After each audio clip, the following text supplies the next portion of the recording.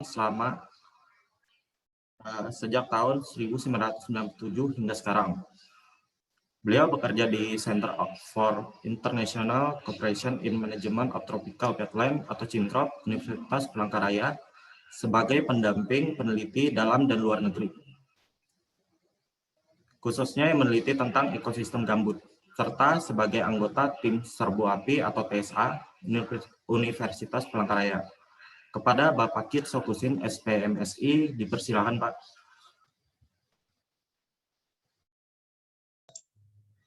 Ya, terima kasih ya atas kesempatan. Apakah suara saya bisa didengar? Jelas. Ya. Ya, ini sambil ada dua Zoom ini, sambil mendengarkan sebelah, habis mendengarkan sebelah ya. Jadi saya takutnya kalau di sebelah ada pertanyaan, bingung menjawabnya.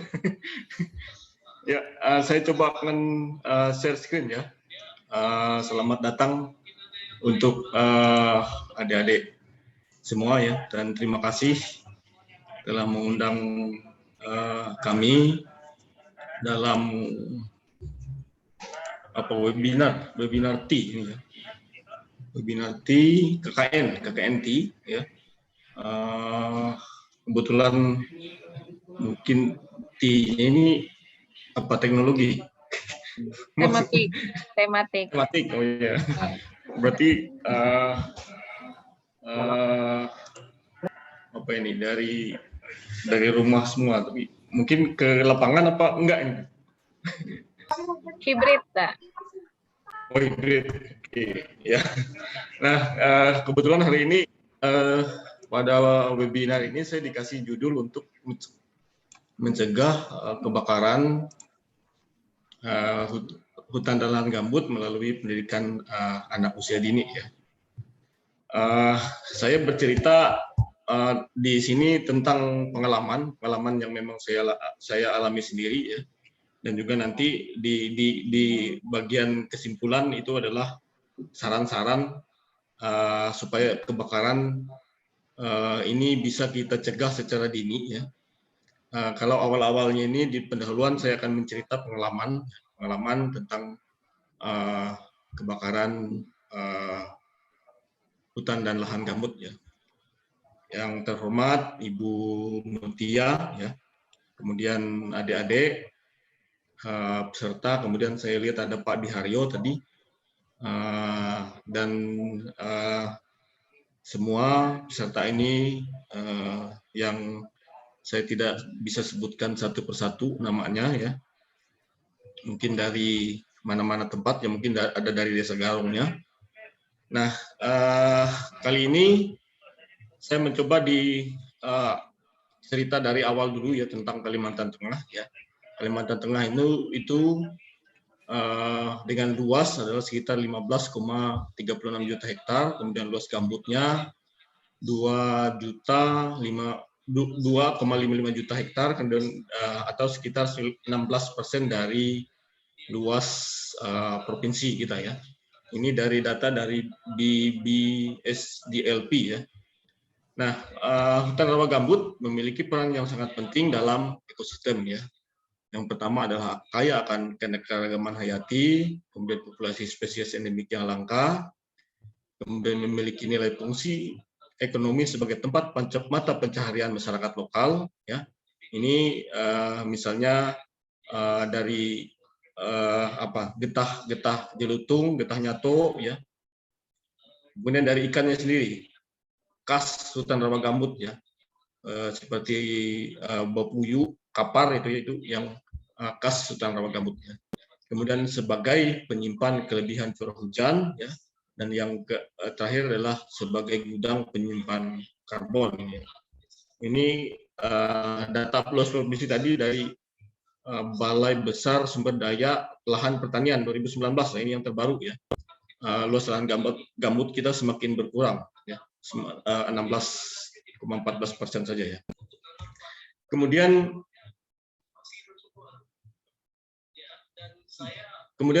karakteristik hutan rawa gambut alami yang paling menonjol adalah selalu basah sepanjang tahun, sehingga apabila dimanfaatkan untuk perluasan infrastruktur, perumahan, pertanian atau perkebunan, karakteristik tersebut harus dikeringkan ya. Salah satu caranya dengan membuat saluran drainase kanal yang tujuannya untuk menurunkan muka air tanah gambut ya. Kemudian perubahan karakteristik ini tersebut ya berisiko dan sangat berdampak bagi ekosistem hutan rawa gambut. Nah, ini contoh-contoh hutan rawa gambut yang alami ya. Dia memang selalu basah ya. Sepanjang tahun ini kegiatan praktek lapangan bersama anak SMA 1 Palangkaraya ya. Kita bawa ke dalam hutan dan mereka mengalami sendiri bagaimana hutan rawa gambut alami ya. Ini di Sebangau. Mereka berjibaku dengan air, berjalan di hutan. Ya memang beginilah kondisi hutan rawa gambut yang sebenarnya ya. Kemudian ini adalah hutan rawa gambut ya. Gambarannya hutan rawa gambut, tempat khususnya di tempat ini, gambaran di daerah Kelampangan ya, Sebangau ya, kita gambarkan seperti ini. Ada sungai, ini adalah sungai Kahayan, kemudian ada tanggul. Di belakang tanggulnya ini ada seperti apa itu, rawa ya, rawa tempat biasanya ikan untuk bersarang ya.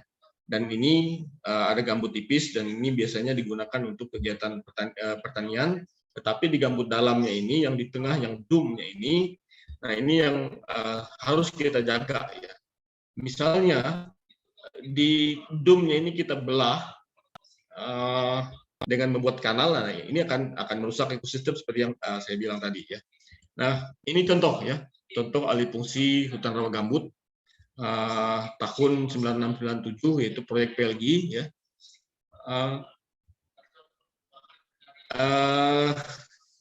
Dengan membuat kanal ya.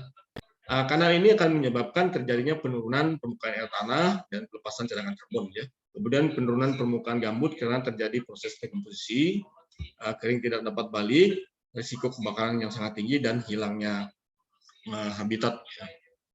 Nah ini contoh air tanah di gambut ya. Bagaimanapun ini mewakili 4 perbedaan tutupan lahan ya. Yang di hitam garis yang tidak putus-putus ini adalah hutan ya. Hutan yang ada di Sebangau ya, undrained forest ya, tanpa ada pengairan ya. Kemudian yang ada putus-putus ini yang paling bawah itu daerah hutan tetapi ada irigasinya, ada kanalnya ya. Kemudian di ini degraded site ini dia terbuka, ada kanalnya, ini dia putus-putus seperti ini. Pokoknya sepanjang tahun seperti ini ya. Nah di daerah yang pertanian itu dia ini turun naik ya, karena kita tahu pertanian itu dia ada pengaturan airnya. Kadang-kadang kalau kebanjiran dikeluarkan airnya, terus kalau dia kekurangan air disiram ya, seperti contohnya yang ada di Kelampangan ya. Jadi posisi air tanahnya itu turun naik. Ya. Nah ini kalau kita lihat dari perbandingan, kita gabungkan antara air tanah dengan hujan ya. Yang lurus ke atas ini adalah hujan ya, hujan sepanjang tahun ya. Dan ini adalah air tanah yang turunnya. Pada awal-awal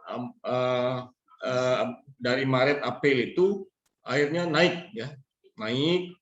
Kemudian pada saat Juli dia mulai turun ya, karena hujan juga turun sampai September, kemudian naik lagi ya. Ini begini seterusnya ya, contoh dari air tanah ya, gambut ya. Nah kemudian karena tadi penurunan muka air tanah tadi, sehingga terjadilah kekeringan ya, sehingga kekeringan tersebut sangat rentan terjadi kebakaran. Ini kebakaran tahun 97. Saya ikut di sini ya untuk kegiatan pemadaman kebakaran ya. Kemudian 2002 ya, ini 2002. Kemudian 2006 ya, 2006 yang sangat asapnya sangat tebal ya dan sangat berbahaya bagi tim pemadam ya. Ini mereka tidak menggunakan masker ya, dan ini tentu dampaknya sangat berisiko tinggi bagi pemadam ya. Kemudian 2009 ya, ini juga di Kelampangan ya. kemudian 2014 ya, dan yang 2015 ya. Kemudian yang terakhir adalah 2019 ini contoh dari kebakaran di hutan kampus kita ya. Ini sangat luas sekali dan gambut yang hilang itu cukup dalam ya, sekitar 50 cm ya gambut yang hilang ini karena akibat dari kebakaran tadi ya.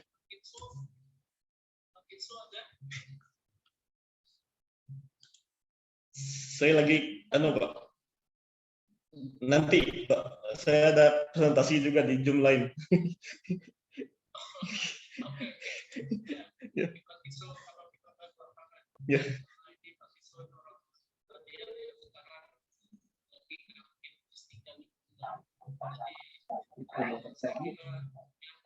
Dicari, Pak. Sebentar dulu, Bu. Ya, nggak apa-apa, Pak. Saya juga Zoom-nya 2 ini, Pak, dari LP3MP.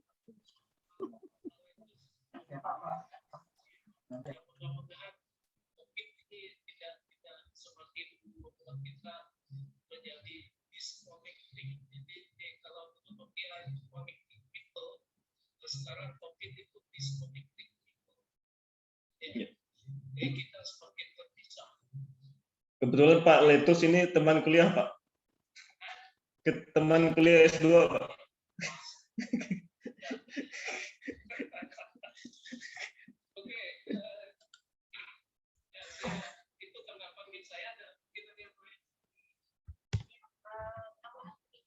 Ya, saya lanjutkan ya. Mohon maaf ini karena kegiatannya bersamaan, jadi sambil nengok kiri nengok kanan ya.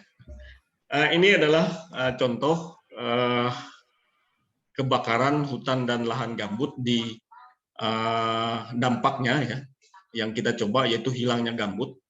Ini ada 3 lokasi yang kita coba, kita pasang besi, kita tancapkan di areal hutan, area terbuka, dan areal hutan yang baru tumbuh ya, regenerasi RF, regenerasi forest, degradation burn itu bekas kebakaran, dan degradation forest ya.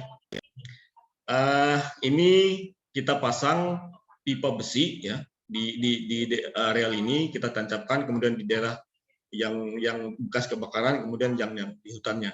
Nah, setelah itu terjadi kebakaran dan kita lihat hilangnya gambut dari akibat kebakaran itu berbeda-beda ya.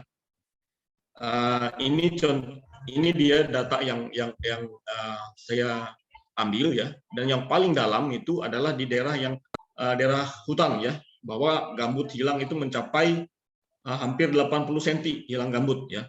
Nah, ini akan melepaskan tentunya cadangan karbon yang melepaskan karbon yang cukup besar ya. Ini dan akan menyebabkan pemanasan global itu. Saya lupa menambahkan slide yang akibat karbon yang lepas dari kehilangan gambut ini ya. Saya lupa menampilkan tadi. Kemudian contoh lain ya. Gambut ini menyimpan 10 sampai 13 kali dari beratnya ya. Nah, di tempat ini di Kelampangan sudah terjadi 5 kali kebakaran ya. 97, 2002, 2009 dan 2014. Nah, karena gambut itu sudah hilang ya, kita bayangkan dalam 5 kali kebakaran ini hilangnya misalnya 50 cm tiap kebakaran ya. Otomatis terjadi hilangnya gambut dikali 5 berarti 252 meteran ya hilang gambut akibat kebakaran ya. Jadinya hilang ini gambut tidak bisa menyerap air tadi, hujan turun terus sehingga terjadilah kebakaran ini.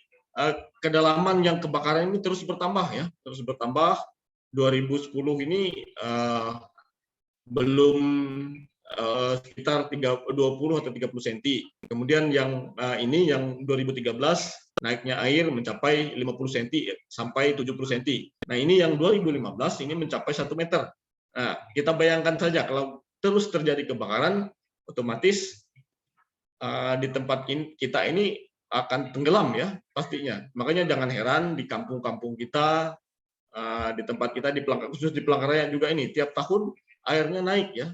Nah ini akibat dari hilangnya gambut, karena gambut itu adalah menyerap air hujan, kelebihan air hujan, sehingga karena hilangnya tadi ya menyebabkan banjir ya, intinya itu.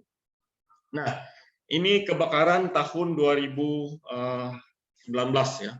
Kebetulan di sini saya juga ikut ke sini, tapi saya hanya mengukur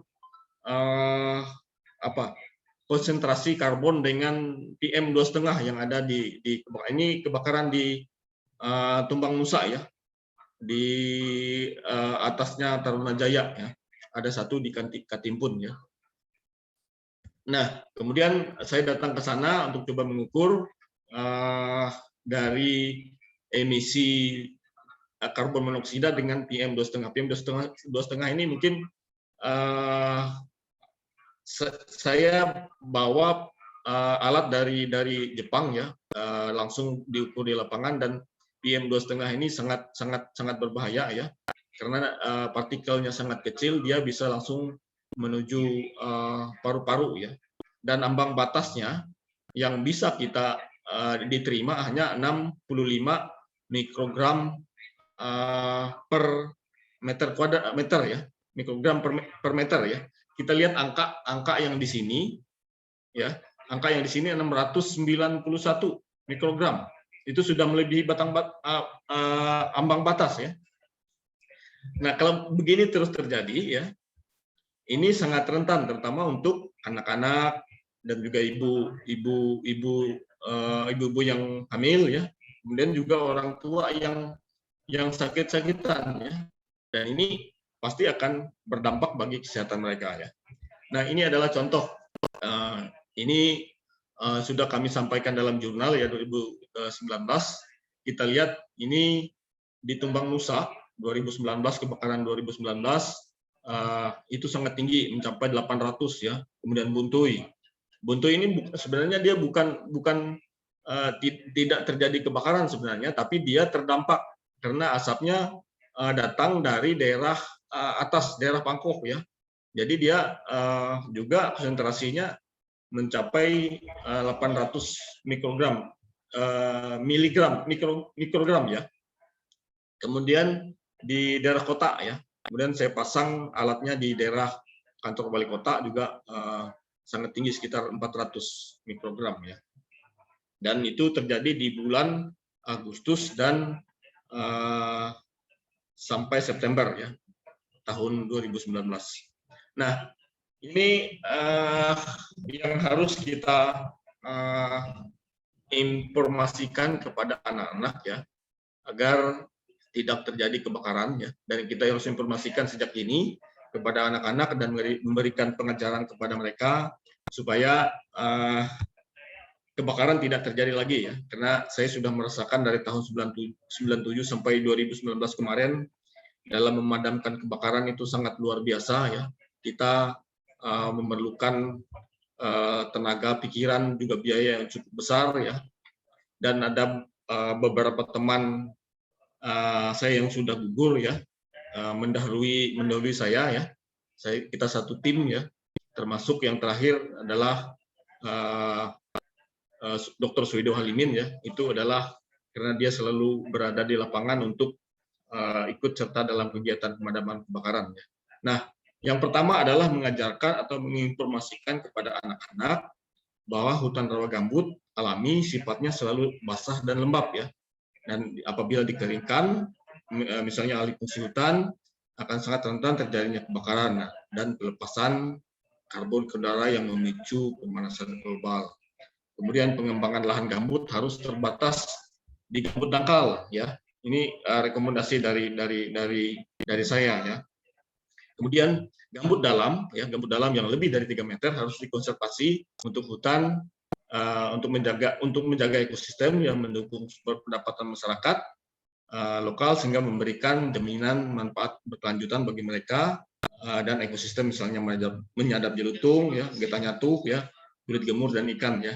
Karena masyarakat ini rata-rata kalau tidak kita larang untuk untuk memanfaatkan apa yang ada di hutan itu, mereka malah akhirnya akan merusaknya ya. Jadi kita misalnya memberikan dukungan kepada mereka, tapi intinya tidak merusak hutan dengan menyadap karet atau getah nyatu, itu tidak merusak hutan ya. Mereka dapat penghasilan juga dengan istilahnya menjaga hutan ya. Kemudian yang keempat, jangan membakar apalagi saat musim kemarau ya. Ini yang juga sangat penting kita ajarkan kepada anak-anak usia dini ya. Kemudian juga kita ajarkan kalau tidak ada hujan maka banjir akan terjadi ya.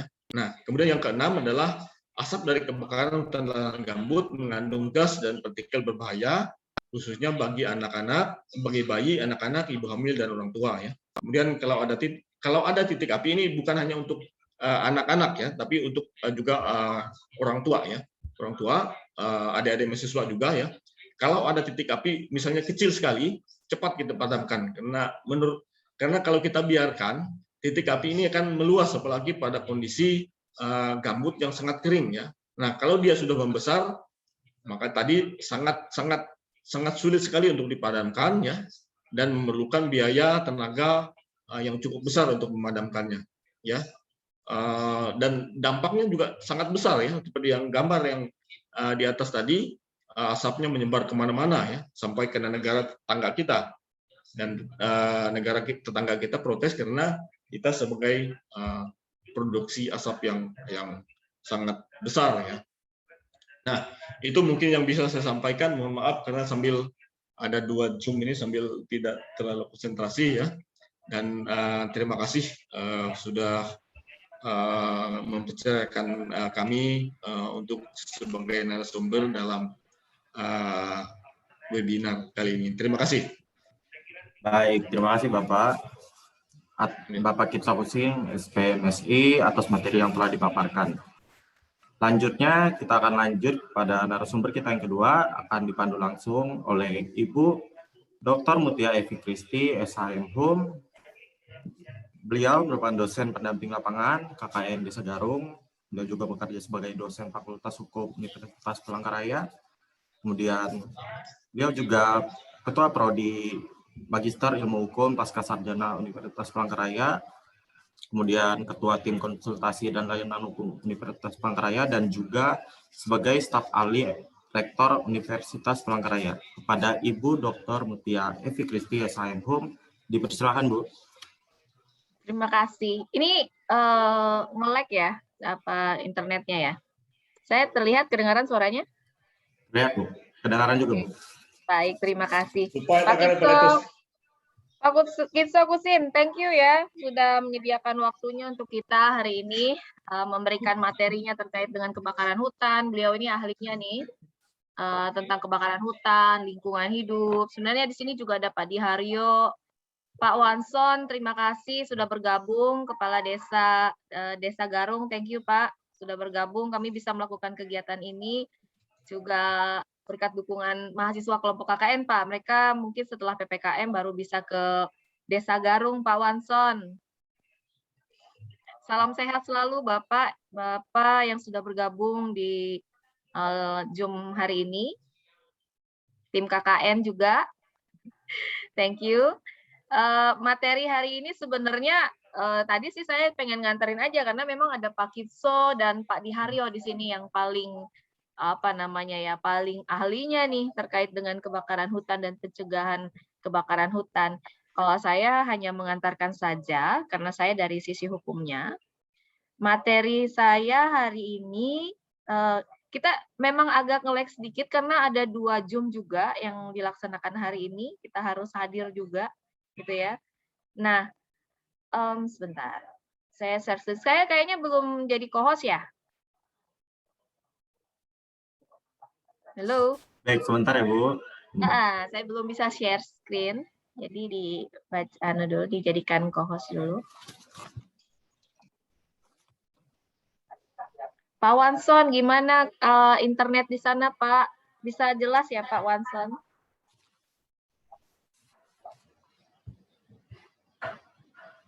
Bapak. Baik, sudah ya Ibu. Oh baik, sudah. bisa? Oke. Sudah. Oke.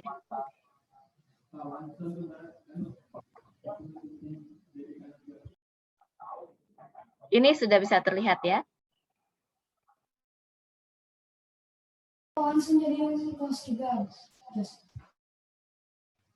Belum terlihat, Bu.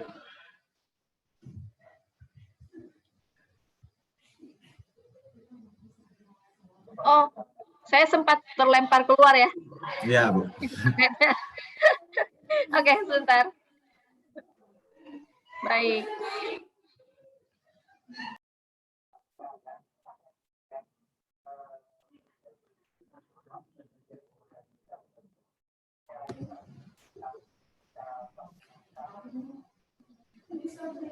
Oke, sudah bisa terlihat ya. Sudah, Bu. Sekali lagi, mungkin tadi saya kedengaran nggak sih? Atau gimana? Tadi Ibu sempat terlempar sebentar, Bu. Tapi sekarang udah terdengar. Ya, Bu. Oke, karena kita ada beberapa Zoom yang kita ikutin ya, karena ada kegiatan beberapa. Saya senang banget di sini ada Pak Wanson, Kepala Desa ya, dari Desa Garung, udah bergabung. Pak, sebenarnya ini kegiatan Pak Kitso, kegiatan KKNT ini harusnya dilakukan di Desa Garung. Tetapi karena keadaan PPKM, beberapa waktu kemarin ada memang yang sudah berangkat ke desa, tapi kan kesepakatannya setelah selesai PPKM baru boleh boleh ke desa. Jadi kami minta izin sama Pak Wanson, Kepala Desa Garung, kami bisa hadir nanti Pak setelah selesai PPKM. Gitu. Tapi memang sudah ada beberapa mahasiswa yang udah pernah ke sana, tapi saya belum gitu. Saya belum bisa hadir ke sana. Nah, beberapa prokes yang dilaksanakan oleh mahasiswa KKN ini di kelompok Desa Garung, mereka mengadakan ada beberapa proker yang mereka laksanakan terkait dengan KKNT. Salah satunya terkait dengan COVID-19, pencegahan COVID-19, terus pencegahan kebakaran hutan melalui pendidikan, ada beberapa produk yang sudah mereka laksanakan gitu. Nah, kegiatan ini terlaksana karena kerjasama juga mereka ini sebenarnya, Bu, kita mau laksanakan apa ya? Banyak hal yang akan mereka siapkan terkait dengan artikel, kuliah umum, Pak Kitso. Jadi saya nawarnya tuh, Pak Kitso jadi narasumber ya. Oke, wah keren nih Pak Kitso gitu ya. Nah, kalau berbicara tentang pencegahan kebakaran hutan melalui pendidikan, beberapa waktu lalu saya seumur-umur Pak baru pernah ke Sintrop Pak, yang dulu kita bareng-bareng itu. Jadi seumur-umur kalau mungkin sebagian teman-teman di sini udah pernah belum sih? Kalau mahasiswa KKN udah pernah ke Sintrop belum? Ada yang udah pernah? Nah, saya Pak Kitso, kan naik perahu tuh, perahu baru pernah ya, naik perahu cepat kita yang bareng-bareng itu, terus basah semua baju gitu ya, naik perahu, terus kita ke hutannya. Di hutannya kita naik kereta apa sih itu Pak namanya? Lori ya Pak ya? Yes, naik lori. Tapi fotonya saya nggak dapat Pak, karena Facebook saya itu keblokir gitu. Jadi saya nyari IG saya sama Facebook saya itu susah banget. Nah, naik lori itu jauh banget, terus kita jalan sampai ke dalam gitu. Kita jalan sampai ke dalam, terus kita nanam pohon. Terus saya berpikir gini, memang keadaan saya dulu waktu saya masih sekolah gitu ya, sekolah SMP, SMA gitu ya. Saya belum ngerasain yang namanya kebakaran hutan gitu. Jadi waktu SMP tinggal di Palangkaraya, SMA, setelah SMA kan saya kuliah. Jadi selama kuliah sampai saya menikah terus punya anak, saya nggak di Palangkaraya. Jadi ketika ada kebakaran hutan yang sangat dahsyat asap, nah saya belum tahu itu Pak Kitso. Jadi saya bilang saya harus ngajarin anak saya nih karena memang asapnya luar biasa banget kalau kalau terjadi yang saya lihat gitu ya. Nah, saya pengennya jangan sampai anak saya juga nantinya mengalami hal seperti itu. Tapi bagaimana caranya? Sehingga menurut saya pendidikan terkait dengan kebakaran hutan itu harus disadari sejak mereka masih sekolah di usia dini gitu loh. Karena apa? Bukan hanya usia dini, mahasiswa, SMA, SMP juga gitu harus sadar bahwa lingkungan itu nantinya akan digunakan mereka karena mereka ini generasi selanjutnya. Ya, jadi jangan menganggap bahwa oh udah selesai, saya cukup aja deh sampai di sini aja terkait dengan kebakaran hutan. Tapi selanjutnya itu akan digunakan oleh generasi yang akan datang gitu loh. Jadi tadi Pak Kitso ada sampaikan terkait dengan keberlanjutan. Kita nanam pohon ya Pak waktu itu ya Pak ya. Nah, mahasiswa ini juga saya ajak untuk nanam pohon. Jadi nggak mesti harus toga, itu juga penting, tanaman obat-obatan itu juga penting, tapi menanam pohon itu juga penting. Jadi saya selalu ajarkan sama anak-anak saya, memang mungkin sistem pendidikan di sini gitu ya, di Palangkaraya khususnya itu belum seperti apa ya? Saya belum menemukan sekolah yang cocok untuk anak-anak itu dia paham terkait dengan lingkungan, lahan. Karena anak saya ketika sekolah di Jogja itu ya, dari yang kecil sampai yang besar, itu mereka kuliah itu nggak pakai sendal gitu ya, nggak pakai baju seragam. Ya sekolah itu nggak pakai baju seragam, nggak pakai sendal, mereka turun ke sawah. Jadi cari ikan, nanam padi gitu ya, nanam padi, terus apa kegiatan-kegiatannya itu terkait dengan alam gitu.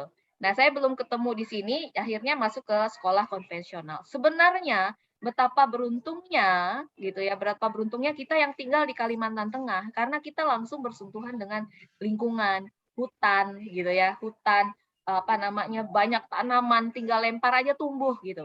Tapi kalau di luar nggak mesti, kita harus cari lahannya dulu gitu. Lahannya kadang tidak tersedia.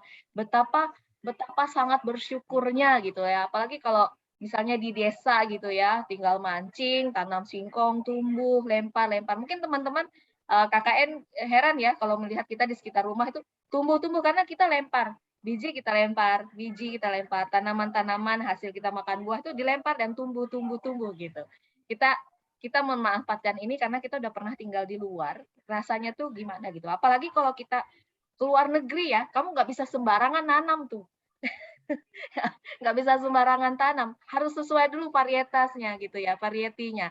Nah, misalnya tanam buah, bijinya gimana nih? Dari mana asalnya? Bahkan bawa apa namanya, bibit ikan aja kalau ke Australia itu nggak bisa gitu loh. Kalau ikan apa nih? Ikan baung, ikan tahuman tuh bagi mereka itu apa namanya? Bakteri atau virus gitu. Nah, tapi kalau kita di sini semuanya bisa ya, semuanya ada, tersedia gitu ya, apa namanya, jadi berkah gitu. Dan saya rasa memang khususnya Kalimantan Tengah memang memerlukan apa ya namanya, pendidikan yang sangat mengarah kepada alam gitu. Pendidikan ya terkait juga dengan pencegahan kebakaran hutan, saya rasa seperti itu. Nah, saya itu dasarnya saya Pak Kipso, Pak Wanson, kenapa ini sangat penting banget nih untuk generasi kita gitu, di bawah-bawah kita gini ya, anak-anak SD, bahkan anak-anak saya gitu. Anak saya tuh kadang nanya, misalnya ada biji pepaya gitu ya, biji pepaya itu dia kumpulin Pak, karena memang dari sekolahnya, dari sekolah dia gitu, waktu di apa playgroup di TK, itu dikumpulin, disuruh dikumpulin sama gurunya. Habis dia makan, misalnya makan buah yang ada bijinya, itu dikumpulin terus dikeringin. Itu anak saya yang paling bungsu, gitu. Anak saya paling bungsu TK. Gitu. Kalau yang sudah SD ini, belum TK. Yang SD ini dia biasa nanam padi.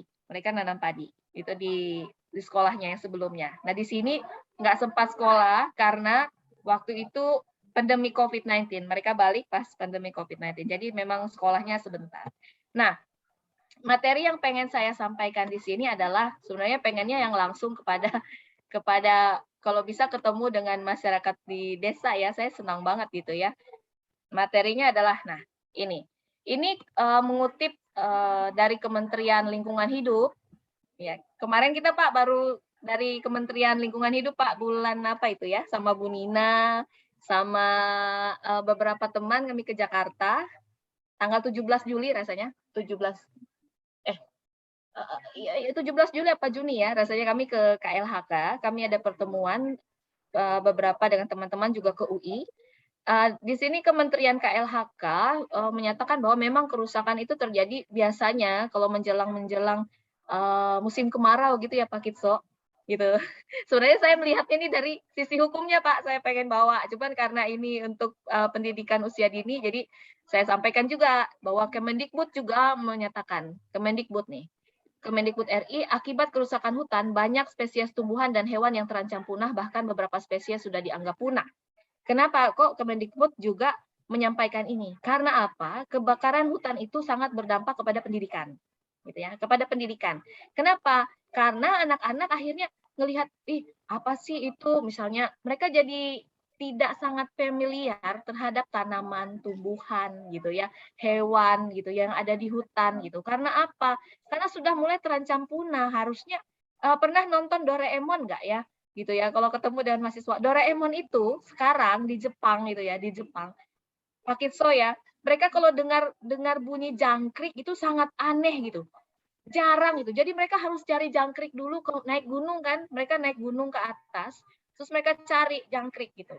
Jangkrik atau bunyi-bunyian yang malam-malam nggak ada bunyinya. Itu sangat dicari. Tapi coba kalau kita, wih serem ya, nggak ada. Kita malah seneng ada bunyi televisi, bunyi musik, bunyi orang-orang gitu ya. Padahal bagi mereka itu adalah kemewahan. Sama di Eropa juga begitu gitu ya. Itu yang sangat dicari itu kemewahan. Makanya sekarang itu kembali ke back to nature. Jadi mereka lebih melihat kepada alam itu seperti apa sih. Bahkan sampai sekarang terkenal banget ya kalau sudah bisa nyediain desa dengan tinggal dengan lebih dekat kepada pariwisatanya gitu ya, lebih dekat kepada alam itu sekarang yang sangat digalakan gitu ya. Tapi nggak tahu kalau di Kalimantan mungkin lebih senangnya gedung-gedung yang bertingkat atau apa. Tapi kalau orang-orang dari luar mereka carinya yang alam gitu. Ya Pak Kitso, jadi makanya Sintrop itu banyak kan orang asing yang datang dibandingkan orang lokal gitu, dibandingkan orang lokal mereka nggak mau. Tapi saya Pak pengen lagi balik kemarin, cuman karena basah banjir gitu ya. Terus yang kedua kali mereka nanam pohon itu dengan anak-anak SMA, saya di Jogja Pak itu, jadi nggak ikut karena ada beberapa teman aja ya yang bisa ikut. Nah itu pengen lagi Pak kalau diundang nih sama teman-teman KKNT juga bisa aja diajak Pak naik lori gitu. Nah pengalaman luar biasa naik lori. Nah, Tapi manfaat hutan. sementara ditutup, Bu, di sana. Oh iya ditutup karena nggak boleh ya Pak, karena pandemik ya Pak. Ada yang jangkit Iya, positif, makanya ada yang positif. ditutup. Oh Ya, itu jangan. ada yang Iya positif. yang BNF ya Pak, Bu ini ya. Ya, Bu kemarin yang ada yang meninggal itu, Bu. ya. Aduh, saya Ya, turut berduka cita ya Pak. Bu Siska ya Pak ya. Siska. Ya. Yes. Oke. Manfaat hutan. Nah, manfaat hutan ini memiliki banyak manfaat atau fungsi. Manfaat hutan atau fungsi hutan adalah menyimpan air hujan, gitu ya, dan kemudian mengalirkannya ke sungai dan danau. Ini Pak Kitso udah sampaikan tadi, bahkan teori-teori yang spesifik banget itu udah disampaikan ke beliau, gitu ya, oleh beliau gitu. Nah, tempat hidup bagi flora dan fauna, menjadi sumber makanan dan obat-obatan, mencegah terjadinya erosi atau pengikisan, karena air hujan tidak langsung jatuh ke tanah dan mengikis tanah-tanah yang subur.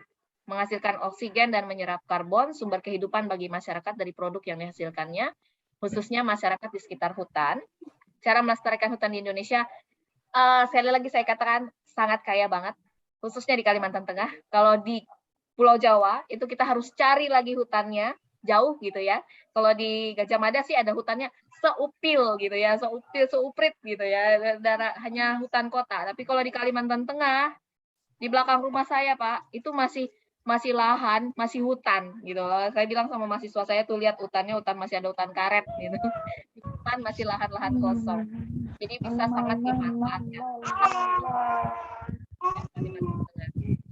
Nah, yang ingin saya sampaikan adalah bahwa poinnya adalah dampak dan ancaman kebakaran hutan bagi pendidikan itu sangat-sangat berdampak tidak baik bagi generasi selanjutnya, anak-anak. Sehingga apa? Mereka harus sadar pencegahannya adalah mulai dari kecil, mulai dia mulai usia kalau bisa sih dari playgroup gitu ya, playgroup kalau di sini sebelum TK atau TK itu diajarkan bagaimana gitu ya. Sudah banyak banget hal-hal yang disampaikan di sini, tapi bisa nggak kita lebih mengarah kepada lingkungan gitu. Nah itu saya cari, memang saya belum banyak ketemu gitu, khususnya di Kalimantan Tengah gitu, di Palangkaraya belum ketemu. Mungkin ada sebagian, tapi yang secara khusus di dalam kurikulum itu belum ada gitu, secara khusus di kurikulum. Mungkin kita harusnya guru-guru juga ya yang kita sampaikan gitu. Kalau Bu Nina dia punya buku, Pak Pengki gitu ya, Pak Kitso udah sering nyampaikan kita penyuluhan ke SMA, ke mahasiswa gitu. Tapi sebaiknya ini disampaikan kepada anak-anak usia dini, mereka harus mengenal. Kalau terjadi kebakaran hutan tuh begini loh ceritanya. Biasanya saya sampaikan tuh cerita ke anak saya itu Tayo gitu ya. Tayo itu kan dia punya pemadam kebakaran gitu ya, pemadam kebakaran, terus ada helikopter, biasa dia menyelesaikan permasalahan, terus apa namanya yang anjing itu patroli gitu ya, paw patroli gitu. Dia mereka gimana sih sebenarnya? Itu lebih membantu untuk menyampaikan pendidikan itu seperti apa. Ternyata mengasihkan gitu. Kalau kita berteman dengan alam itu mengasihkan gitu. Ini anak saya tuh dia suka cari ikan, terus dia bakar ikan biasa di sekolahnya. Tapi di sini dia memang karena sudah terbiasa dari sekolah sejak playgroup sampai TK ya, SD kemarin yang kalau yang gede itu dia memang agak kesulitan ketika harus disuruh duduk di tempat gitu, konvensional, duduk di kursi, harus mengerjakan, menulis dan lain-lain. Sedangkan di sana mereka lebih diajarkan untuk hal-hal yang seperti misalnya membuat pupuk itu seperti apa kayak kemarin. Jadi anak saya tuh penasaran ya kalau kalian bikin pupuk itu dia pengen lihat tuh gimana sih mereka buatnya gitu. Karena dia udah biasa gitu. Bahkan nyapu, bikin pupuk kompos dan lain-lain. Sebenarnya itu bisa dimasukkan ke kurikulum dan itu bisa dimasukkan ke ke dinas pendidikan atau di kementerian. Tapi kementerian menurut saya sudah mulai dinas-dinas pendidikan yang belum secara gamblang menyampaikan ini gitu, dimasukkan ke dalam kurikulum. Sebaiknya sih rekomendasi saya gitu. Karena apa? Di sini ada saya sampaikan poin yang terakhir adalah sanksi hukum.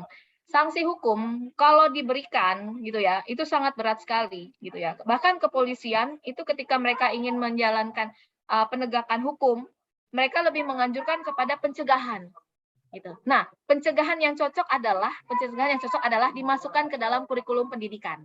Karena lebih baik mencegah daripada menanggulanginya ketika sudah terjadi kebakaran karena udah susah gitu. Jadi sebaiknya sebelum adanya kejadian kalau orang hukum, sebelum terjadinya sesuatu, maka sebaiknya dicegah. Sebaiknya dicegah sebelum adanya terjadi kebakaran, kerusakan hutan, gitu ya. Dengan apa? Ya, dimasukkan ke dalam kurikulum pendidikan. Dimasukkan ke dalam kurikulum pendidikan. Mulai dari usia dini sampai akhir. Kenapa? Sanksi hukumnya banyak permasalahan. Kalau sudah diberikan sanksi hukum keras, bahkan presiden mengatakan bahwa tangkap pembakaran dan lain-lain. Kadang berkaitan dengan hak asasi manusia karena kita orang hukum. Gitu ya, berkaitan dengan hak asasi manusia, kalau sudah diterapkan, hak asasi manusia dia boleh membakar dong dan lain-lainnya, gitu. Jadi cara yang paling aman adalah pencegahan, gitu. Sebelum adanya kerusakan. Seperti itu sanksi hukum. Karena apa? Di atas hukum, di atas peraturan itu ada norma, etika dan kebajikan. Jadi lebih baik kita melihat kepada normanya, norma kebajikannya, moralnya, etikanya. Itu yang lebih tinggi daripada sanksi yang tertulis. Jadi saya sepakat adalah pencegahan itu yang harus dilakukan. Sebelum adanya kebakaran, jangan setelah adanya kebakaran. Gitu. Aksi setelah kebakaran, menurut saya itu sudah hal teknis, gitu ya. Memang harus dilaksanakan, tapi sebaiknya memang pencegahan itu lebih penting. Seperti itu yang saya sampaikan. Semoga ini bisa mencerahkan. Memberikan masukan karena itu pengalaman saya selama ke Sintrop, berteman dengan teman-teman di Palangkaraya dan pengalaman yang saya alami ketika melakukan pendidikan bagi anak saya di luar gitu. Terima kasih moderator. Baik, terima kasih Ibu Dr. Mutia Fikristi, SHM Hum atas materi yang telah dipaparkan. Baik, selanjutnya kita akan masuk di sesi tanya jawab dengan narasumber kita. Kepada para peserta yang ingin ditanyakan, silakan mengirimkan pertanyaan melalui room chat atau mengaktifkan video dan suaranya. Kemudian memperkenalkan diri, asal, serta kepada narasumber kita yang mana Anda ingin bertanya.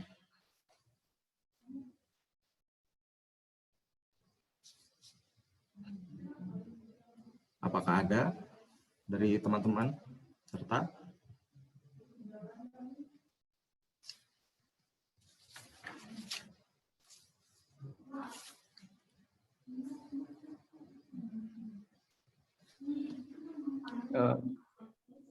Permisi moderator, saya mau bertanya.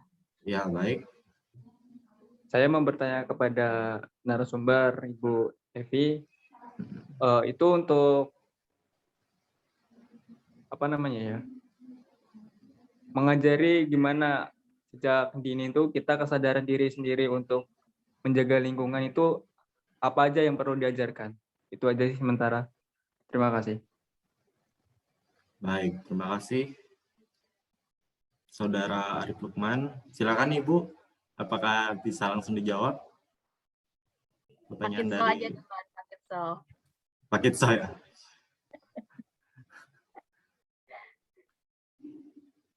Baik Bapak, Ya, bagaimana Pak? ya, terima kasih ya atas kesempatannya.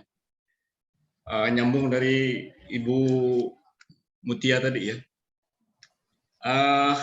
Saya pernah pengalaman kebetulan ada diberi kesempatan untuk kursus ya, dalam bentuk kursus di Jepang ya. Nah, kebetulan tempat saya tinggal itu dekat dengan sekolah TIKA mereka. Nah, pada saat itu mereka ada mengajarkan tentang lingkungan ya. Nah, lingkungan ini mereka langsung bawa anak-anak ini langsung ke sawah nanam padi ya. Saya juga bingung kan, karena anak-anak kecil ini kenapa dibawa timbul bagaimana cara menanam padi di sawah gitu kan. Tapi memang didampingi oleh orang tuanya ya, ke sawah itu. Memang di sana infrastrukturnya bagus ya, kita pakai mobil ya, turun dari mobil langsung ke sawah ya. Tapi itu pengajaran yang bagus saya pikir untuk anak-anak ya, anak-anak anak-anak kita untuk masa depannya, mereka mengenal lebih awal tentang lingkungan itu ya.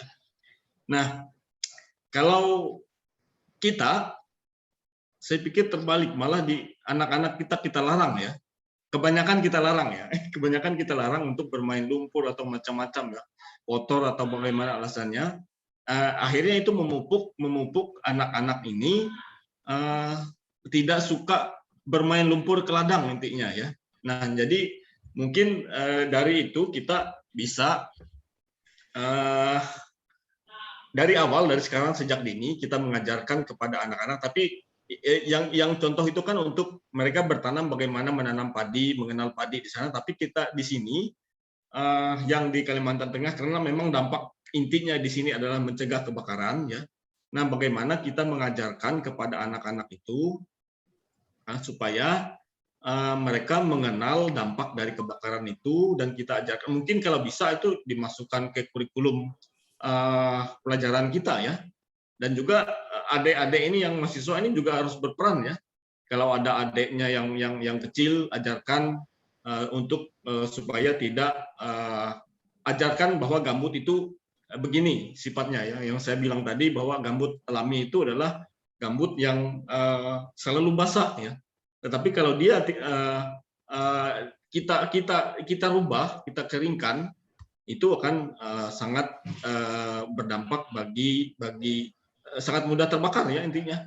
Nah, karena gambut itu terbentuk dari bahan-bahan organik.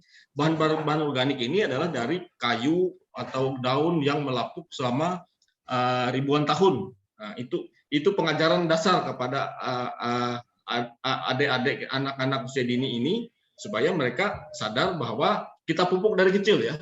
Karena rata-rata anak-anak ini mungkin mereka membaca atau belajar membaca itu nggak terlalu masuk ya.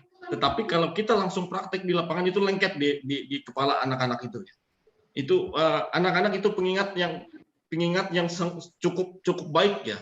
Kita ajar dengan membaca mungkin mereka tidak terlalu, tapi kita bawa langsung praktek ke lapangan, itu akan mereka ingat sepanjang hidupnya ya. Nah, itu yang perlu kita lakukan untuk anak-anak kecil ya. Itu mungkin yang jawaban dari saya, Bu Mutia lagi.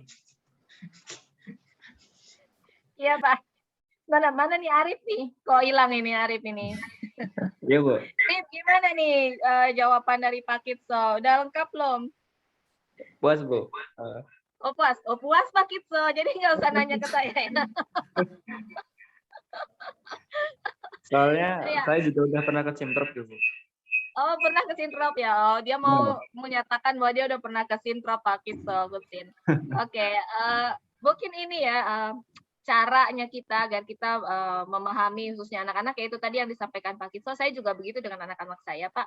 Jadi mereka memang mengalami agak sedikit perubahan gitu ya, ketika harus mengikuti pendidikan secara konvensional, karena memang kalau di Jogja itu kurikulumnya kurikulum Jepang dan Australia, Pak. Jadi mereka pelajarannya di mix antara Asia dan Australia. Jadi ketika mereka belajar itu nggak ada sama sekali yang terkait dengan duduk belajar mengerjakan tugas gitu. Duduk belajar mengerjakan tugas. Jadi mereka langsung praktik, ketika misalnya membuat warna itu dicampur misalnya merah dengan kuning, itu mereka langsung campurin. Jadi bukan belajar secara buku gitu ya, melihat buku gitu, tapi mereka langsung mempraktekannya. Nah itu. Jadi mungkin beberapa mahasiswa kadang kalau melihat anak saya gitu ya, yang sering datang itu, ini apaan sih kok aktif banget, kemana? Ya memang itulah. Jadi ketika dia masuk sekolah di suatu pendidikan yang konvensional, ketika kita mengajarkan, dia cuma bilang, dia udah selesai matematik atau hal-hal yang lain, dia pengen cari yang bisa dipraktikkan gitu. Nah itu, jadi memang perbedaannya menurut saya memang kurikulumnya yang harus benar-benar dimasukkan. Pengenalan terkait tentang dampak kebakaran hutan, kerusakan lingkungan, alam, air, dan segala-galanya itu akan berdampak kepada generasi dia selanjutnya.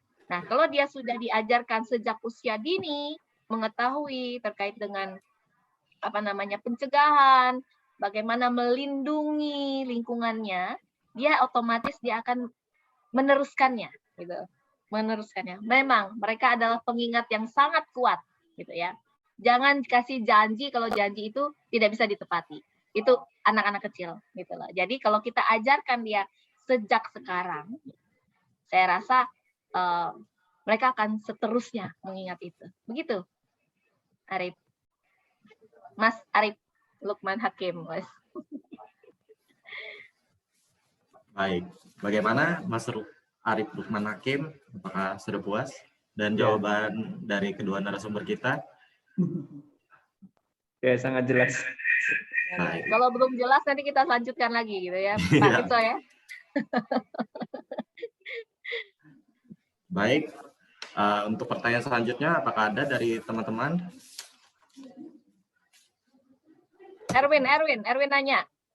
Erwin. Pak, saya izin bertanya, Pak. Nah, tuh. Ya. Saya nama Erwin, ingin bertanya.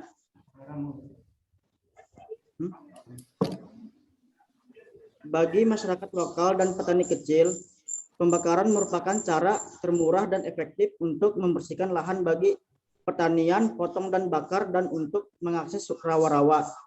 Pembakaran digunakan sebagai senjata dalam konflik tenurial lahan, biasanya antara perusahaan dan masyarakat. Bagaimana pengaruh iklim terhadap hal ini? Terima kasih.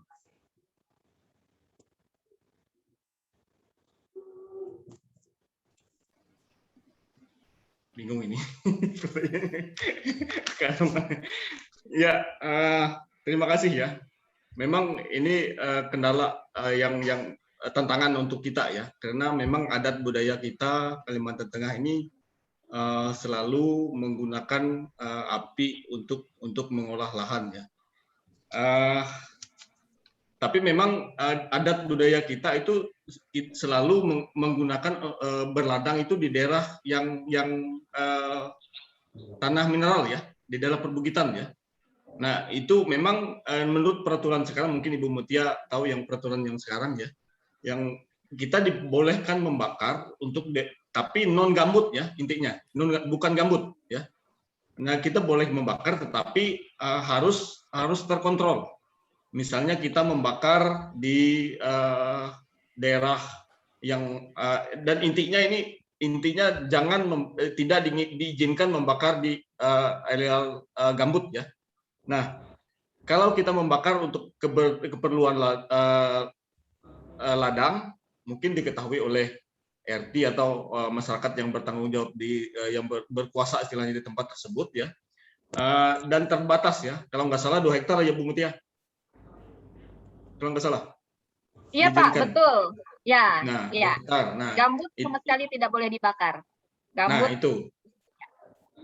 Nah, itu kalau di gambut saya memang tidak pernah mendengar yang baru ini yang diizinkan membakar di daerah gambut, tapi yang di mineral itu bisa, tapi dengan terbatas ya.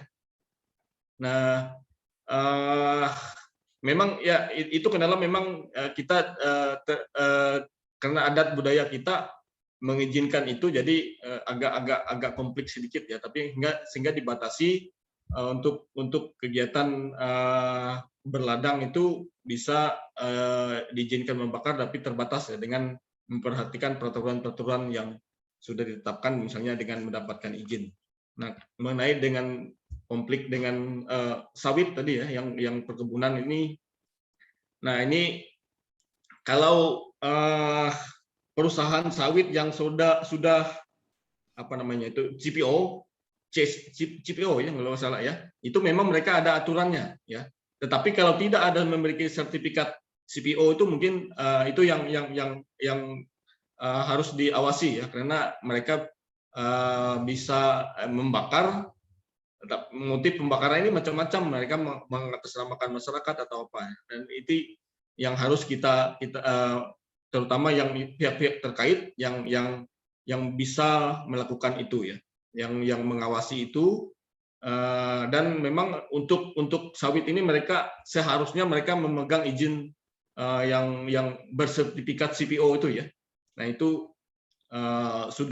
mereka sudah mempunyai apa istilahnya, tim pemadam kebakarannya, standar-standar untuk pengelolaan lingkungan hidup ya. Itu yang mungkin saya bisa jawab. Terima kasih. Bu Mutia yang hukumnya, Bu Mutia. Oke, kalau dari hukum Pak, besok ya ada Pak Beno ya ujian ya, kita nguji beliau gitu ya terkait dengan kebakaran hutan. Baik, beliau itu adalah dari pihak kepolisian gitu ya, jadi memang berbeda, mereka sendiri memiliki pemahaman yang begitu Pak, jadi apa yang tertulis itu yang mereka laksanakan gitu. Tapi kalau di masyarakat ini adalah kearifan lokal gitu, kearifan lokal seperti yang Erwin tanyakan, ya lebih mudah sebenarnya membakar gitu. Jadi ketika setelah saya dibakar, maka tinggal kita tanam gitu ya, tinggal kita tanam dan lain-lain, karena lebih subur katanya kalau dibakar gitu ya. Tapi ada contohnya gitu ya, di belakang rumah saya itu, di belakang gitu ya, beliau itu buka lahan, tetapi beliau menggunakan pupuk Pak, jadi cangkul pupuk terus ditutup pakai plastik tuh, nah pakai plastik Pak, tapi saya nggak tahu tekniknya seperti apa. Beliau lalu dilubang-lubangi terus dikasih apa, ranting-ranting dan lain-lain tanpa membakar, dan itu bisa gitu, itu bisa. Tetapi karena kita memiliki kearifan lokal sehingga harus dibakar.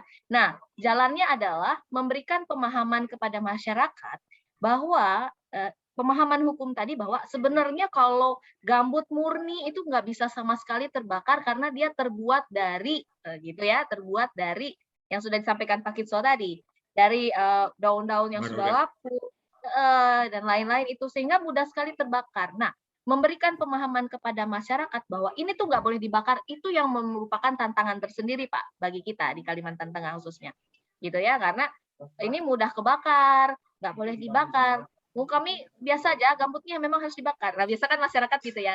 Tapi disampaikan bahwa yang boleh dibakar tuh ini nah, gitu loh. Ini nah, itu memang agak sulit untuk disampaikan. Tapi kalau misalnya kita sudah sosialisasikan, menurut saya masyarakat bisa menerima. Karena sebenarnya ladang itu Pak, yang saya tahu itu kan bukan gambut ya Pak dulunya, sebelum-sebelumnya. Tetapi karena saya waktu SMP itu ya, SMP itu nggak ngalamin yang namanya kebakaran hutan guys. Jadi saya apa namanya, cuaca di Palangkaraya itu tuh enak banget gitu, enak banget. Terus pagi dia, saya cerita sama teman-teman saya, Palangkaraya itu setahu saya dulunya gitu ya, panas paginya sampai siang, sorenya hujan, karena kita wilayah rawa gitu ya. Tapi berjalannya setelah saya lulus SMA gitu, kok ada kebakaran hutan gitu ya. Tahun berapa saya nggak tahu. Saya lulus SMA tahun 2000 ya. Gitu ya, tahun 2000 saya lulus SMA. Sebelumnya saya udah pergi juga. Saya pergi keluar gitu.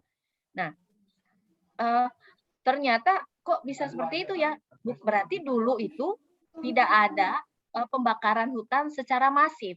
pembakaran hutan, gambut dibakar. Tapi karena berkembangnya masyarakat saat ini, sehingga mereka membutuhkan hutan itu ditebang, terus ditanami, terus lain-lain. Semakin turun-temurun gitu ya, tapi lupa bahwa sebenarnya oh ini tanah gambut ya, gitu ya, tanah gambut ya. Mungkin seperti itu ya permasalahannya Pak Kitso. Penjelasan tentang gambut yang nggak boleh dibakar itu yang sebaiknya sekarang disosialisasikan, Pak. Gambut mana aja, kan gambut itu juga berbeda-beda ya, Pak, setahu saya ya, Pak. Ini ahli tanah sebenarnya yang berbicara itu. Gitu. Nah, kalau dihukum, bisakah itu dimasukkan mengenai ini gambutnya seperti ini nih yang boleh yang tidak boleh dibakar tuh apa dasarnya? Tanahnya seperti apa? Mungkin, Pak, nanti ketika dimasukkan ke peraturan. Sehingga jelas, ke peraturan perdanya dimasukkan. Tanah yang boleh dibakar adalah tanah ini. Tanah yang boleh. Jadi ada tanah, unsur-unsur tanahnya gitu, Pak. Sebaiknya sih, kalau saya yang nanti menyusun raperdanya, Pak, ingat-ingat saya ya. Gitu. ini mulai jualan ya, Pak. Oke, thank you. Begitu ya, Erwin. Baik, bagaimana Erwin? Ya jelas Pak, Bu.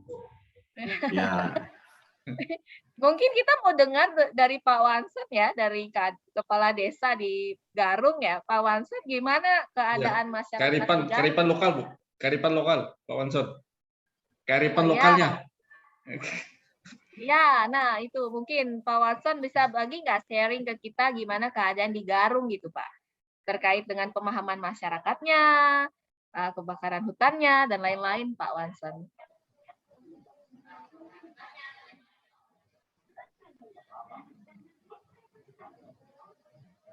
Suara Bapak nggak Kejauhan mungkin Pak kedengaran. Wansen. Suara Kejauhan Pak Pak Watson Wansen. nggak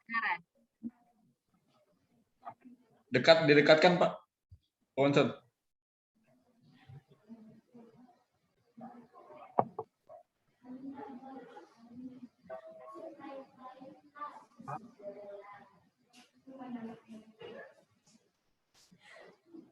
Masih belum terdengar, Pak. Suaranya, Pak.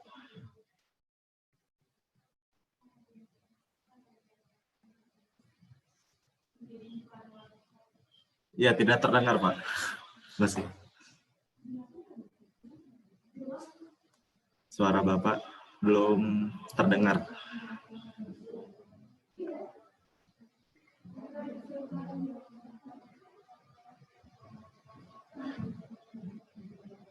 Ya, sepertinya ada kendala ya dari mic Bapak Wanson, jadi tidak bisa memberikan kondisi di Desa Garung bagaimana.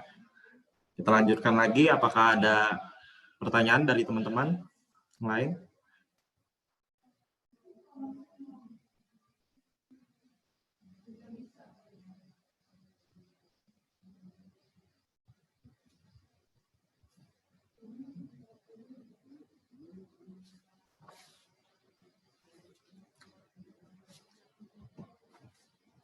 Baik, mungkin saya ada pertanyaan pribadi untuk Bapak Kitso Kusin. Saya ingin menanyakan mengenai kesimpulan yang telah Bapak ambil tadi, di mana asap dari kebakaran hutan dan lahan gambut mengandung gas dan partikel yang berbahaya, khususnya bagi bayi, anak-anak, ibu hamil, dan orang tua. Itu gas seperti apa ya Pak, kira-kira yang berbahaya untuk anak dan dampak seperti apa? Seburuk apa dampaknya bagi anak-anak, ibu hamil, dan orang tua, Pak? Mic-nya, Pak. Mohon maaf. Ya, terima kasih ya. Nah, kebetulan ini juga menjadi penelitian saya yang untuk S3 saya ya. Kebetulan saya hanya meneliti, sebenarnya banyak ya gas dan partikel yang dari asap kebakaran gambut itu ya. Nah, kebetulan saya hanya mengambil dua, yaitu PM2,5 dengan CO, karbon monoksida ya. Itu yang saya ambil. Karena PM2,5 ini partikelnya sangat kecil ya. Dia partikelnya sangat kecil. Kalau PM10 dia masih kalau kita bernapas dia masih tersangkut di bulu hidung istilahnya ya. Tapi kalau PM2,5 ini dia sangat kecil, dia langsung masuk ke paru-paru ya. Nah, masuk ke paru-paru ini dia bersarang di situ.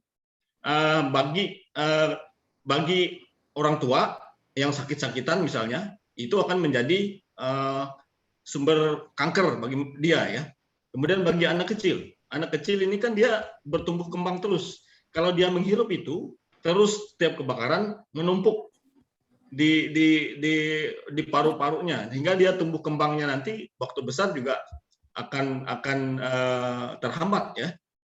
Nah, begitu juga untuk ibu hamil. Ibu hamil ini berdampak pada bayinya. Ada beberapa penelitian untuk yang ibu hamil. Nah, asap dari kebakaran ini yang mengandung PM 2,5 ini akan, tapi ini masih dalam proses penelitian ya, berdampak pada stunting. Ngerti ya stunting? Yang anak-anak tumbuh pendek itu ya. Nah itu Ya. ada indikasi bahwa PM 2,5 ini yang dihirup ibu hamil akan berdampak pada stunting ya, pada anak-anak ya. Nah itu yang kebetulan saya teliti, dan penelitian saya ini juga saya akan mencoba bersama Ibu Nina, Pak Pengki, dalam penelitian kita membuat ruang anak, ruang bebas asap ya. Ruang bebas asap kita bangun, bukan membangun tapi memasang alat penyaring di ruangan SD, sehingga pada saat nanti musim asap, anak-anak bisa sekolah ke situ ya, masuk ke ruangan itu, kita pasang alatnya, jadi mereka dapat belajar dengan aman ya. Karena sekarang ini kebakaran yang dahulu yang sudah lewat, setiap terjadi kebakaran anak-anak selalu diliburkan ya, dirumahkan ya. Tetapi kenyataannya mereka tetap bermain di rumah itu ya, tetap menghirup udara yang mengandung asap ya. Nah sekarang kita membuat itu, tapi hanya percontohan dua ruangan yang kita buat. Anak-anak tetap belajar mereka dengan aman ya, karena ada ruang yang sudah kita buat untuk anak-anak pada saat musim kemarau, musim kebakaran ya. Nah itu salah satu, kebetulan yang saya hanya meneliti 2 ya, si karbon monoksida dan PM 2,5. Itu yang mungkin saya bisa jawab. Terima kasih. Baik Pak, terima kasih Bapak sudah menjawab pertanyaan. Saya pikir untuk sesi tanya jawab sudah cukup. Mungkin apabila ada pertanyaan bisa ditampung dulu, nanti kita bisa bertemu di lain waktu. Baik, Bapak Ibu yang berbahagia, puji syukur karena rangkaian sesi tanya jawab kita pada hari ini terlaksana dan baik. Juga sudah mendapatkan materi yang luar biasa dari kedua narasumber kita, yaitu Bapak Kitso Kusin dan Ibu Muntia Evi Kristi, yang mulai membahas dari kondisi hutan rawa gambut saat ini dari tahun 2014 hingga saat ini ya, Bapak sudah membahas. Kita juga dapat melihat kondisi hutan sebelum dan sesudah kebakaran. Kemudian terdapat saran juga dari Bapak Kitso Kusin, mulai dari pengembangan lahan gambut harus diatasi pada wilayah yang dangkal. Kemudian jangan bakar ketika musim kemarau. Kemudian Ibu juga ada mengatakan kalau mengajarkan menjaga lingkungan itu harus dilakukan sejak dini. Kemudian Ibu juga sudah ada membahas sanksi hukumnya, juga pencegahan lebih penting daripada mengobati, itu ya Ibu. Kemudian saran Ibu tadi itu juga memasukkannya ke dalam kurikulum.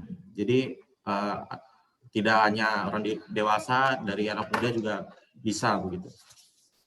Baik, mudah-mudahan materi hari ini yang disampaikan oleh para narasumber kita bermanfaat dan dapat membantu kita untuk mencegah kebakaran hutan dan lahan, khususnya pada pendidikan anak usia dini.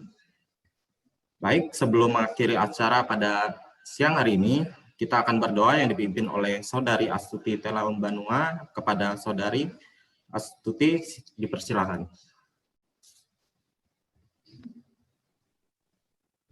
Baik, mari kita bersatu dalam doa. Terima kasih Tuhan, kami bersyukur segenap kami pada hari ini boleh berjalan dengan baik. Dari awal pertengahan Tuhan, dan sampai kami mengakhiri saat ini. Terima kasih ya Tuhan, untuk sudah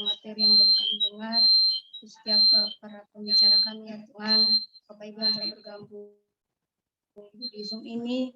Biarlah kiranya Tuhan Yesus setiap materi yang kami dengar ya Tuhan, boleh menjadi Tuhan Yesus wawasan yang baru bagi setiap kami ya Tuhan.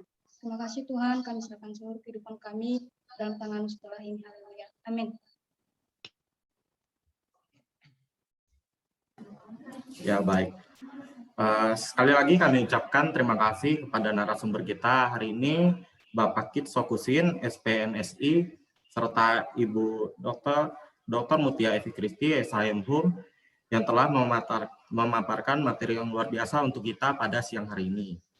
Terima kasih juga kepada Bapak Dr. Diario STMT yang telah hadir, dan juga Bapak Wanson selaku Kepala Desa Garung yang telah hadir pada hari ini. Kemudian kami ucapkan terima kasih juga pada audiens yang telah menyimak dengan antusias acara dari awal hingga akhir. Semoga banyak ilmu yang dapat diaplikasikan dalam kehidupan kita sehari-hari.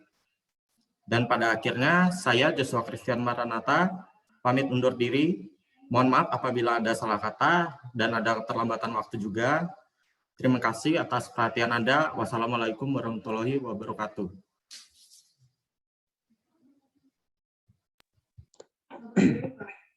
Terima kasih Pak Kitso Kusin. Thank you terima Pak kasih. Diario, Pak Watson. Terima kasih Bapak. Terima kasih. Untuk waktunya, terima kasih banyak. Diario juga. Terima Yo, kasih. saya lip ya, Jin lip. Ya, Pak. Iya, silakan. Ya, Ini Pak. kemarin mau minta Pak Dihario juga nih jadi narasumber, ini nggak dijawab nih sama Pak Dihario ini. Nanti Bu, ada Pak, kita waktunya. semua kena Ada todong Pak. waktunya. Oke, sibuk ngurus partai Pak Diario, Bu. Iya. Semua SDG, saya bilang teman-teman SDG, Nina, Frankie bilang harus ngisi dari kesehatan, pendidikan, semua harus bisa. Saya bilang gitu. Oh, kata Nina, Pak Kitso dengan Pak Dihario. Oke. Thank you Pak Kitso. Oke. Yuk. Ya, thank you, Pak Nanti ada Dihario. jadwalnya Bu, lagi Bu. Ya, nanti dibikin Pak, temanya apa gitu Pak. Ayo. Ya, Bang, Ya, kami Pak. thank you Pak Kitso. Ikut ini Terima kasih, juga Pak. ya, apa Pak promosinya Pak Heri kah?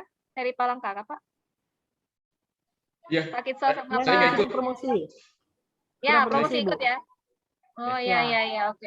Saya besok tadi nggak sempat penuhan Pak laptop, semuanya hidup. Ya, habis. 2 sudah habis kepakai. Oke, terima kasih semuanya. Bapak. Ya, terima kasih Bu, terima kasih Bapak.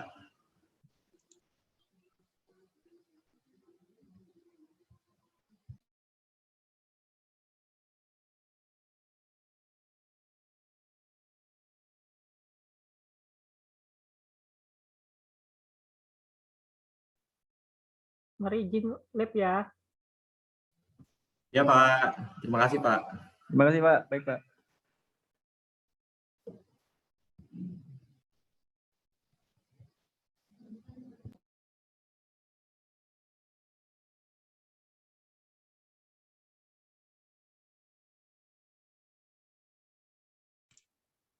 Benarkah nama saya Arif? Saya ingin bertanya kepada Joshua.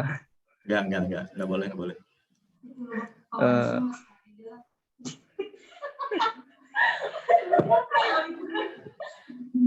di sini kan kalau tiap kemarau dari tahun ke tahun pasti terjadi kabut asap di Bukan Kalimantan. saya Pak, tolong ya.